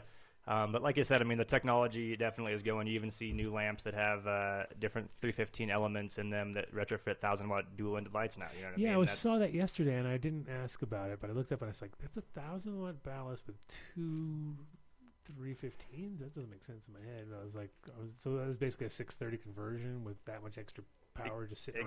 Exactly. Now I guess, I mean, I was taught last week essentially that now there's two different versions out. There is a 630 version and a 945 version. The 630 you can plug into a 1,000-watt DE, dim it to the 600 mode or what have you, different models, and it runs that one. Or if you have the 945 one, you can leave that on 1,000 and it runs that one as well. So they're getting crazy with it, man. I know. 945 is a single bulb or it's a dual bulb? What is that? How does that work? It's the same concept as the 630 that we're speaking of now that retrofits into the 1,000-watt DE, but it has a third filament of the 315. So then it's 945 instead of 630, and you just leave your DE on 1,000 that way, and it powers that lamp. So I have not plugged any of those in yet, but well, I mean, it's cool technology anyway. Yeah. See, I'm not a big fan of having bulbs next to each other like that, though. I always feel like they're kind of counterproductive when you have two bulbs like facing each other like that. Seems weird. And also just the having them in the same source, you know what I mean, where it's like it's still 315 depth, and it's still, you know, it doesn't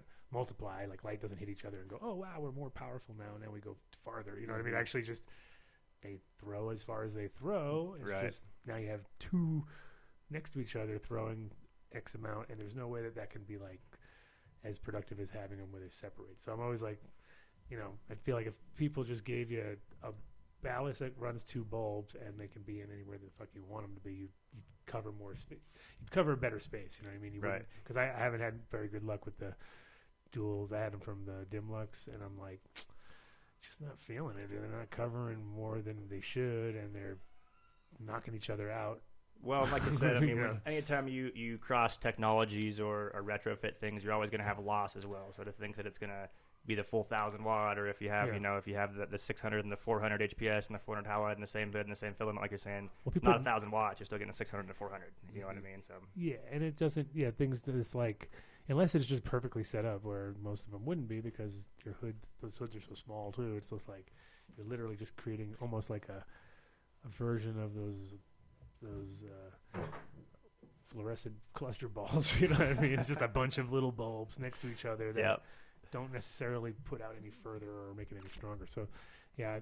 But I think in general, besides the lighting that's already there, I think there's so many people trying to go for the same thing. It's like a space race of lights. You know what I mean? People are all on it. There's that one company I see online all the time that's trying to like be all Facebook friendly, and they have some redesign the light in America. You seen that thing that's like kind of a thin square, a rectangular light, red. I think it was red colored, and it was some guys trying to get in on the game, and I'm just like, I don't think you guys are going to be able to do anything that's going to make it any more interesting. Like, there's nothing more than any other double-ended bowl, but they pretty much were going on their thinness, you know what I mean? Which it's not really as interesting. I mean, the most successful lights are deep and stupid, and to have a dumb shape to them, it doesn't make any sense. Because now we all realize we need a lot of air around up top. We're not slamming things on the ceiling anymore. So it kind of shows where people just don't have the right design factor, where they're like kind of like, oh yeah, just old school basement grows, you know, which are kind of, no one's designing for that anymore. You know, there's really no point, because you can sell 20 lights compared to 2,000 lights to the guy in the warehouse he has got 18-foot ceilings, and he don't care, and, you know, he's not looking for slim line anything. Of course. But like, I see a few companies doing the slims just for those few basement growers that are left. You know what I mean? They're like, this is awesome, 8-foot ceilings. No, exactly. The lighting game is like I said, Adam. It's an interesting industry over the last 5 years, especially. I do feel like LEDs in the next few years, hopefully, are kind of going to come around with all these companies, Papillon included, of course. That is kind of the new thing. I mean, that'll be one thing that I feel like can rival the whole LEC thing. Now, as far as flower quality and that, I mean, that's still has it been proven yet? No. Is it possible? I do believe it is, yeah. Well, I mean, right now, definitely double-endeds are killing the game as far as depth and yield, and, you know, 3 pounds of light's not really crazy anymore. Right. And, you know, I did see a good April Fool's joke where somebody was claiming they had 6.8 pounds per light, and it was like, it was on April Fool's, and nobody noticed it, and I was just like, dude, at first I was just like, wow, that's great, guys, and I was just like, you know, it was just funny because it was like 6.8 pounds of light. I don't think so. People, this is no joke, man. People at these different shows and events we go to are literally walking around like companies saying they're getting 6 and 8 pounds of light, and I'm just like, dude, you're just hurting yourself right now, man. You've actually heard people say that? Like seriously looking me in the eye trying to convince me that's 8 real. 8 pounds of light. Like, show me pictures, and I'm like, have you even been in a garden, man? Like, it's not possible, dude. You're not getting 8 pounds of light, dude. Like, no, and like I said, 3 is definitely doable. I've seen it plenty of times. They're big plants. They're much bigger than you normally would grow them. Your canopies, your plant, you know, your canopy is way the fuck up there, and your lights are way the fuck up there, and your quality's B plus maximum. You know what I mean? Because there's nobody can get to anything. It's just like they're way over there. Even if you can move the tables around and stuff, you still can't. You have to be on a ladder to look at the plants. Of course. But then you get a big yield because you got those, you know, long ass growth at the top and everything. These pictures were on rolling benches with ceiling heights of maybe 13 feet or something, and there's not a chance they're getting 8 pounds of light. Yeah. Did you guys see the Matrix thing online with the guys from Green Solution? Where they had their 5 levels of. Oh, I did kind of see something like that. Yeah. It was one of those things where it was just like it was an embarrassment. You know, it was like table after table, right? Yeah, level and it was everything level. you would never want. It was like lava rock in 4x4s with a drainage that went down, like they all literally stacked above each other, 5 levels of that. Damn. You know, and then it was like 2 plants per 4x4, just scraggly raggly. And when they showed them when they harvested them, it was like I was with my wife, and I was like, I just started laughing at it. I was looking at it. I was like, it's like one little stringy thing with like a little bud at the top and a little bud at the top. Just like, what the fuck are these guys doing? You know what I mean? And it was like, and they were all proud of their 5 levels up. And one of the guys who used to work there was just like, oh, I used to work at this place. It was ridiculous, except, you know, I had fun riding around on the lift thing every day because everyone had to go on a lift to go up to the different levels. And it was just like, you know, so non-OSHA approved and like so just badly thought out, like no future left. And they were like comparing it to the Matrix, so because of, you know, the fact that you zoomed out of it, and it was like levels and levels and levels of just schwack. You know what I mean? It was just like, it was the worst. It was exactly what I expect when people tell me they want to do multi-level things. I'm always just like, unless they're like separate floors that are actually like you could actually go to, and you're not just like thinking that you're going to be open on the sides and stuff, because you can't do that. I mean, there's no reflection. The plants aren't happy. You know, they want to be reflected back in. They actually like being kind of in groups a little bit. You know what I mean? They don't want to be in these individual little shit cubes on the low lighting. And It was bad. It was a bad all around design. That c'est la vie. Well, one day they'll redesign. I saw the guys from LeConte do the same thing though. They put this spent $1 million on their system and did not grow any more in per square foot than they would have if they just grew it on the ground. Like it was literally like we got exactly the same deal. Exact same. Because there were, two shitty sides growing instead of one nice bottom one exactly, and they had these things built where they were like wheels and they would open them up and they'd open like a vice or something, and then they'd have to drive this thing in the middle. It was 6 lights going up, a couple rows like that, 6 lights going up, a couple rows like that. Turn all the lights off because they blind you.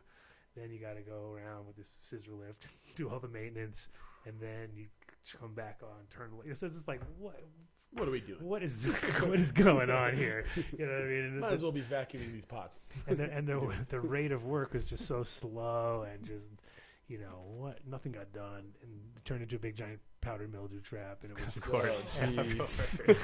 That was the cherry on top, man. And then it was powdery mildew hit. And then it was, and the problem with any vertical growing in general is you always have a low spot, which is wet and dry, or wet and cold, and then you go up the thing, and it's like maybe a good zone, and then it gets hot and dry. It's just nature's heat rises, man. Heat rises.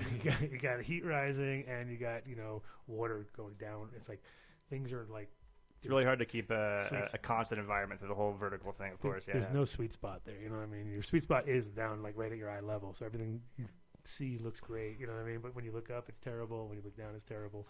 And of course, you get powdery mildew down below because it's not lit up enough and it's cold, and there's just those issues. So, never a big fan. I mean, I always love when I see guys at like, pitch shows and they're like showing these multi-stack systems, and I'm just like, you do understand, that exactly that you're fighting gravity and heat is rising, and what are you going to do about that? We got it all figured out. And it just costs millions of dollars to do the most basic thing, Yeah, that was an expensive learning curve, man. You know what I mean? Well, spend it on a greenhouse, if anything, long term. It's like that's the one thing I think Colorado's most interesting is their greenhouse ability and hemp growing and hemp farming. Those two things are what is going to make Colorado still be relevant, you know what I mean, within this whole weed game. Because well said, man. Without that, because indoor growing, kind of like it hasn't been shown to be sustainable yet. Nobody's really proven anything, and somebody might invest enough money to build a closed loop thing that actually works. But for the most part, greenhouse is better efficiency. It's still not perfect by any means, but it's better. And then, but hemp growing is what's going to be the thing, because then all of a sudden they've got industry and they're, really doing some work instead of a select few white guys making a bunch of money, which is kind of what it is right now. And most of the industry is based on is like, you got to have $10 million to be in the game now, or you're not. It's like, what happened to the $150,000 crew that you started off? Right. No way. Somebody says like, I got $200,000. I wanted to start to get in the weed game. You're like, don't do it. You know what I mean? It's like, don't stop. Stop right now. You got $200,000. That's perfect. For sure. Go with that somewhere else. Go gamble. You'll do better. You know what I mean? It's like. You have a lot more experience in greenhouses with cannabis than I do, 100%. Do you feel that it's possible to get the flower quality in the near future out of these light depths as you can some of these indoor gardens? Yeah, especially early light depths and stuff like that. The thing is, like, Colorado's got 200. They have 200 days of sun per year guaranteed, plus more, maybe 300 if it's a good year. And like the fact that people are saying you can't get quality greenhouses. Mostly, I think it's based on selection a lot of times here. People just growing whole greenhouses of the wrong weed, really, which is like right. A lot of the strains. Everyone's OG hungry. It's not a really good greenhouse plant. You know what I mean? It just doesn't really lend itself to big plant growth. You know what I mean? So that's why in Oregon you don't see a lot of people growing 15-foot OGs. You know what I mean? Maybe some 3 plants away with a little OG in it, but most of it not. You want these plants that can handle the weight and stuff. So selection is probably the biggest problem, and then the handling is the biggest problem. So people who don't, it's like a combination of if you're growing in Pueblo, let's say, and you've got all these guys who are hired who are just beating the shit out of your weed when you're harvest. It's not going to be the same as if you're got like people that are actually on point, taking care of the material. I think the drying and that's a huge thing too. Most people, their scales are so big, you know what I mean? You're like all of a sudden they're like producing 900 pounds of weed and 2,000 pounds of trim, and where am I going to put it all? It's hard to dry and cure that much flour, man. For sure. We have a hard time with 20 pounds in the room. Someone's got to be on top of it, you know what I mean? Like you think at first nothing's drying. Oh my God, it's all drying. You know what I mean? And you're like trying to put them in the right containers and keep everything full. You know, it's easier in Colorado because it dries too much usually, which is easier to fix than if it's not stays all wet. Drying. This will never dry. So like here, you know, more times than not, I'm going into my veg room and I'm pulling off a shitload of leaves, going back into my dry room and filling them up into my containers and close them up overnight. Next day, come back, can like take out the leaves. They're all dried up again, gone. Stuff's back to spongy again. It gives you a little more time to work with it. You got to do it again. You know, sometimes you have to do like 5 times. You know what I mean? Just because you don't want that stuff to get to that bone dry, crisp, the Colorado crisp, man. Yeah, once it gets too much, it's really hard to. Because when you do rehydrate it, then it's like flimsy and there's nothing left. You know what I mean? So you have to kind of like maintain that humidity. And luckily, we got a lot of leaves around, and leaves are the best way to do it. Just because at least you know it's weed on weed. It's not like it's natural hydration. You know what I mean? Yeah. Bread in there. I've seen a million tricks. The bread, wet paper towels, bread. Wet paper towels is too much wet. Yeah. Bread works, but then you get crumbles in there. Well, there's little white specks in here. Oh, it's just bread. Don't worry about it. You know. Right. So you can't really say that. And then orange peels is like it's suspect because you're all wait a minute. It's a little too citricy, and you're like, oh yeah, it's orange bud, you know, whatever. And I remember Jamaican. I used to do that with Jamaican weed all the time. Back in the day, and then it was always like that. I knew in my head, like it's like every time I'd smoke it, I'd be like, "Fucking oranges." Yeah. You know, kind of like you knew. Oh, that smells really good. To be like, yeah, it smells good, but you know, in your head, you know.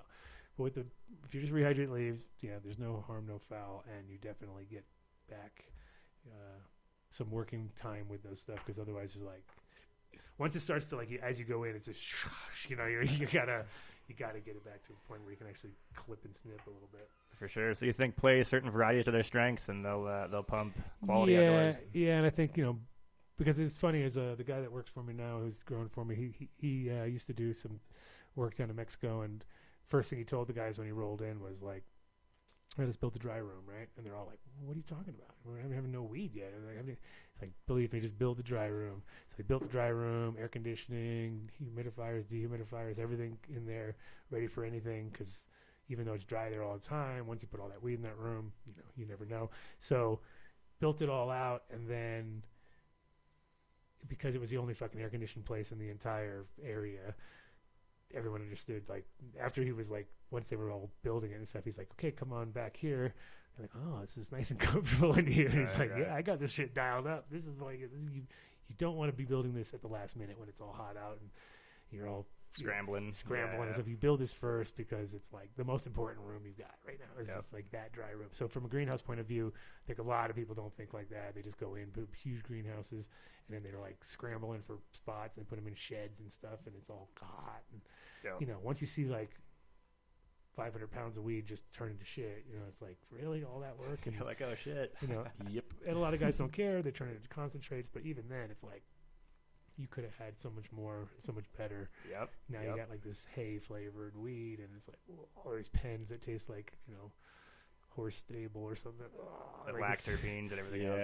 Yeah, it all tastes neutralized and dead. And could have had it, especially like, people don't realize like if I have a greenhouse, I'd be getting so many freezers and places ready to go, and just like fucking big giant refrigerated rooms and stuff, and take all your product and immediately freeze it and kind of sustain that way, because you can then make some great concentrates. You know what I mean? Of course. I bet you're exactly right, man. I bet a lot of it is just the handling after harvest, between lack of space, lack of environment control, lack of help, whatever it is. I mean, you're sitting, like you're saying, you're harvesting whole greenhouses, man. It's a lot of work. No one's doing them in sections either. No one's got like it's hard to do, but if you have multiple bays, you should be putting this one in, 2 weeks later put that one in, 2 weeks later put that one in, but probably a lot of them don't. A lot of them just go in and do the whole thing at once, and or harvest them all at the same time, so they're all shitty. Well, instead of like, well, maybe you should have selectively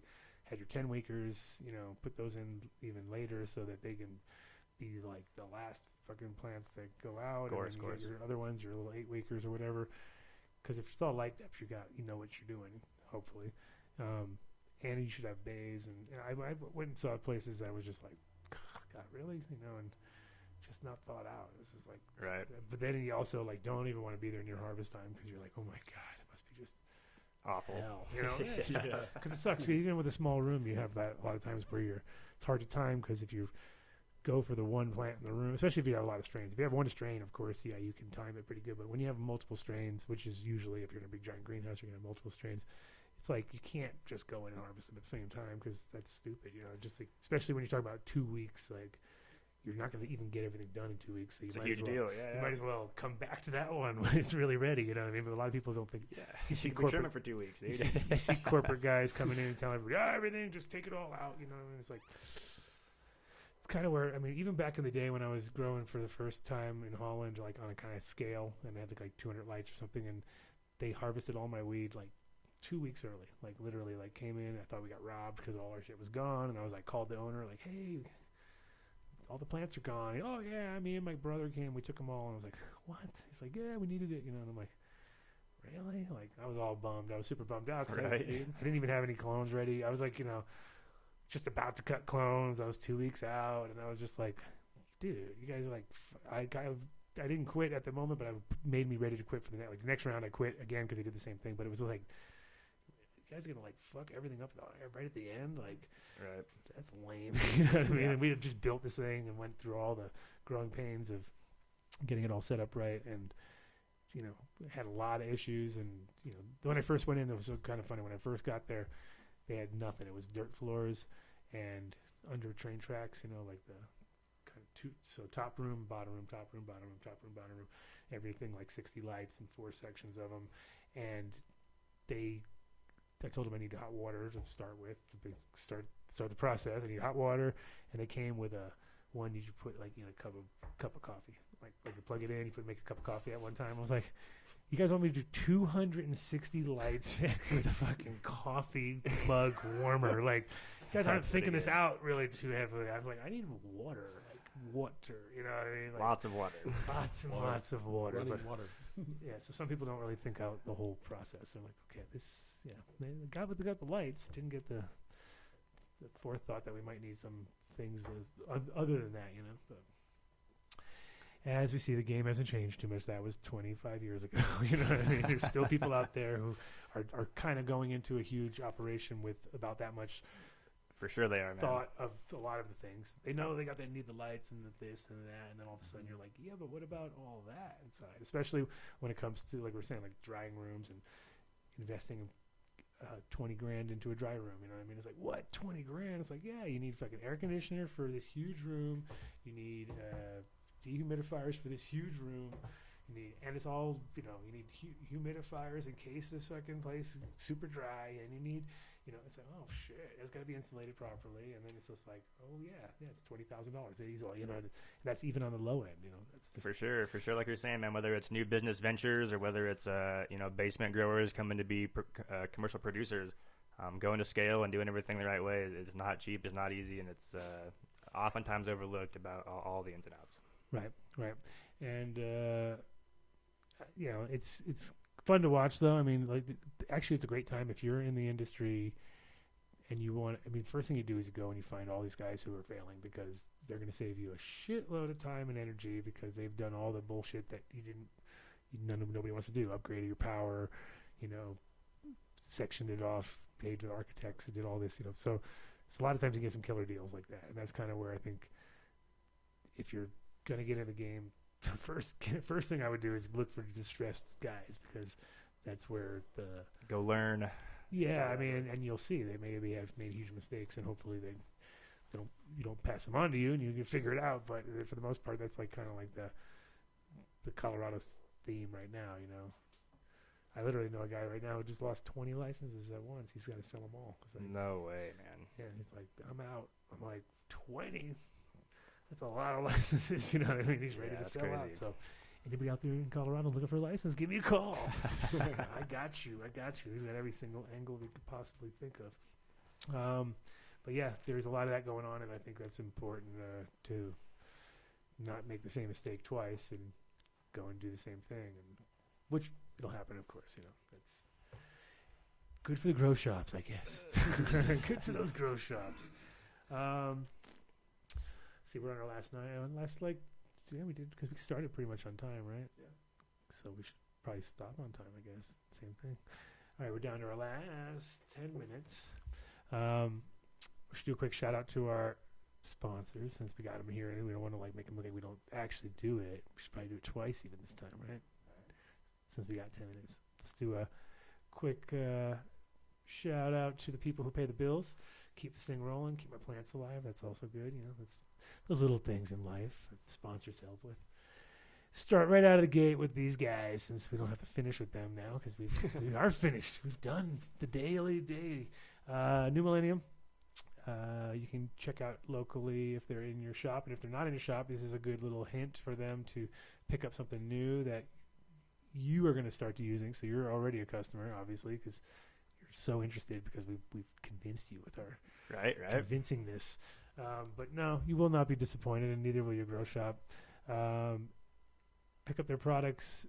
I know one of our old sponsors, Way to Grow, used to sponsor us, and now they've got it, which is good. I mean, that's and you guys have pretty good coverage here in Colorado, I'm sure. And we do, man. Throughout the state, we're pretty dialed. Way to Grow has been kind enough to do business with us. We're very appreciative. We love doing business with them, and most of their shops have the full line of New Millennium in stock, as well as the Playground Green Sensation. So definitely go to any of the Way to Grows around Colorado and check it out.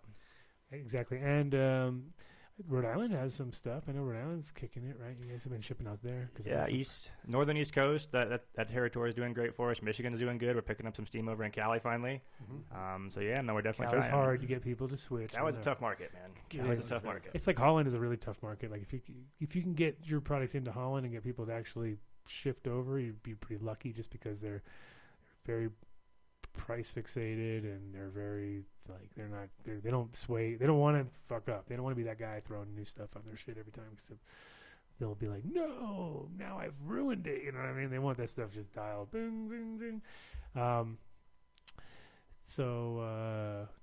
Also, what's your website?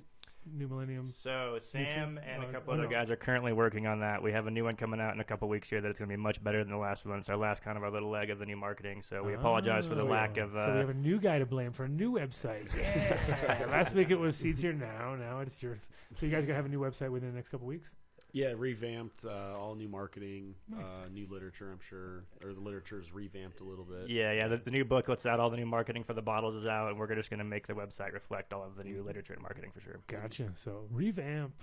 It's like whenever you're like, I don't know how many times you talk to somebody when they got like a business, and they're like, yeah, the website's just under construction. It's under construction. You're like, That's what I was told. I was like, can we just put a under construction sign up? I was like, no, we'll get it done. It'll be good. Yeah. But you guys have a site up right now, so it's you're not totally down in the waiting on Sam. Everyone, Sam. Yep. I got the world on my shoulders. Cool. And our buddies over at Growstone. We don't know where you are, but hopefully you had a good 420. Shout out to Toby, Nate, and Shay for sure. That's right. And pick up their products, same deal. If you haven't got them in their shop locally, make sure you get them there. And again, won't be disappointed. Good product, real simple, makes sense. American made, America. And it is recycled glass, which we all love. And that's growstone.com if you want to go to them. Build a Soil, Jeremy. Little small batch artesian soil for you and for anybody who wants to, get into that no-till sort of growth style, and finding products you can't get anywhere else, and customer service like no other. That's like one thing with Jeremy. You will, if he doesn't have it, he'll make sure he can get it for you. And but like I said, best source of small stuff, hard to find products. And 855-877-SOIL if you want to call them direct, or go to buildsoil.com. Credibles, edibles, and extracts. Those guys, consistency is key. Had them on the show last week. If you want to hear what they had going on. They are have a few other cool products which we haven't got a chance to check yet. We're going to check them soon. Now that the 420 craziness is over, they must have leftovers just flopping around everywhere, right? So we're just going to get in there, get a pot. I want to get those winter mint. Who had that? Somebody? Nobody? Nobody's had it. Everyone wants it. Afgado I've had a bunch of times. That's really good. I've not had any of those stuff. You want to try it? The Afgado in the morning is the shit right there. Combo coffee and Afgado, which is coffee flavored. Can't go wrong there, right? Okay. Yeah, I like that. Little crunchy bits. Also, check out the iloveincredibles.com if you want to get a store finder, which don't really need one in Colorado because they're everywhere, but they're also in Cali now and in Las Vegas, Nevada. Cool. And Seeds Here Now, bringing us always some of the best breeders in America. They got like 35 breeders in their corral now. Also, he gets them on the show for us, which is awesome. And I'll be hanging out with these guys tomorrow at the Canicon. Got me and Ethos doing a panel together, so that should be fun. And I think he had a big drop right now from Exotic, so you should go check it out. And also, don't forget to go to Seedaholics, and we have for Buck Russell, we've got the cube being donated by Seeds Here Now / Seedaholics, and that's it. Da da da da. We are done with the sponsors. Whew, it's always so exhausting. No, it's all right. We love it. It's also good to get them in here sometimes to get their money's worth. Hopefully, we'll see. It's all part of. If you guys are interested, contact us. Info at I'm Done Show. And would you guys have some samples you were going to give away? Was that I saw something in your bag? No, that was a secret bag of just stuff you were. We do have some samples, man. If any of the listeners want to call in and are in Colorado or anywhere else in the country would like some New Millennium samples, please hit up Adam Dunn and we'll get them taken care of for sure. Yeah, just hit up the show, and KTI probably will be the real guy. He'll come answer your beckoning call. Well, let's try to get some more samples out to you guys. I know anybody who got lucky enough to get that last box set got the whole kit and caboodle, which is pretty dope. Compared to just what we even promised. I don't know if we're going to get that much of a deal this time, but we'll definitely get you some of the newer products, hopefully. And, yeah, keep an eye out for the big drop, hopefully soon. Big drop is coming, man. We're definitely hoping into the next 2 to 4 months at the very latest. So. Okay, and then we're gonna have some other fun news, and hopefully a cast of colorful characters will be coming through to help us out. Yes, sir. And noted.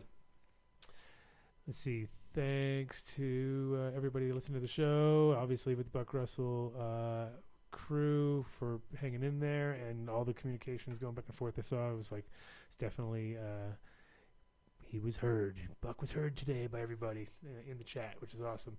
And also, who else did we have earlier? Oh, Mr. Angry White Guy still over there. Is he angry still, or is he just all? Fuck you. See, there you go. As long as he's angry, he seems pissed. He's pissed. He's so pissed. Thanks for coming through. Obviously, as the summer rolls in, it'll start to become a little more festive down here, I hope. And we'll have a few more people coming in because it'll be Friday. And they'll be like, what are we doing? And it'll be like one of those crazy shows. Today was nice and calm. Kid hasn't showed up yet. That's pretty good. We're rolling into the 6 o'clock hour. That was pretty fun today. 3 hours of, kept it rolling. Nothing really That's crazy awesome, happened. We didn't get too crazy. We appreciate you having us, You man. guys Sam and I actually both. Yeah. Hey, I'm glad to have you guys on anytime. Next week, let's see. I don't know. I have no idea. Never know what's going to happen on the Adam Dunn Show. You never know. Because I don't know. See you guys next week. Peace. Bam. There's my dab. Records being played on every radio station in the United States is a communication to the children to take a trip, to cop out, to groove. The psychedelic jackets on the record albums have their own